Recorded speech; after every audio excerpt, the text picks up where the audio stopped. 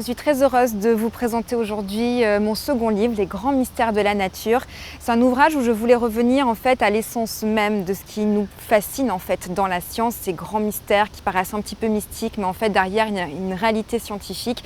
Et cette réalité que je suis allée chercher avec de nombreux chercheurs, c'est une sorte de cluedo scientifique où on essaie de détricoter un petit peu ce qui se passe. Mais ça va aussi au-delà de cette beauté en fait de la nature, il y a aussi le volet qui est lié au réchauffement climatique, parce qu'il y a beaucoup de phénomènes en fait qui existent parce qu'ils s'adaptent justement à ce changement climatique. Et c'est le cas par exemple des séquoias albinos, ces arbres fantômes qui existent en Californie, qui viennent naître juste à côté des séquoias verts.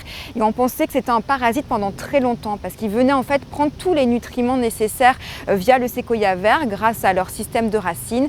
Et en fait, les dernières études scientifiques ont montré que ces séquoias blancs existent parce qu'ils absorbent tous les métaux lourds qui sont présents dans le sol à cause de l'homme. Et quelque part, ils protègent en fait le séquoia vert et en contrepartie, le séquoia vert lui donne tous les nutriments nécessaires. C'est une sorte de coopération entre eux pour survivre et s'adapter au réchauffement climatique et à l'impact de l'homme, surtout sur la Terre.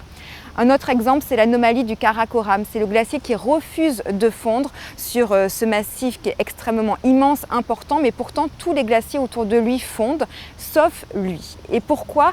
Eh bien, c'est parce qu'on a compris depuis les années 70 qu'il y avait une sorte de déplacement du courant de jet, ce grand ruban de vent en altitude qui se déplace et qui finalement délimite toutes nos dépressions, tous nos anticyclones et donc forcément les précipitations ensuite qu'il va y avoir sur la zone. Et c'est pour ça qu'il y a autant de glace et de neige, c'est à cause de ce changement du courant de jet qui est dû notamment au réchauffement climatique. Et aujourd'hui malheureusement ça pourrait malgré tout être impacté puisque la température est en train de tellement s'élever qu'il ne pourrait ne plus y avoir non plus de neige sur ce glacier d'ici quelques années.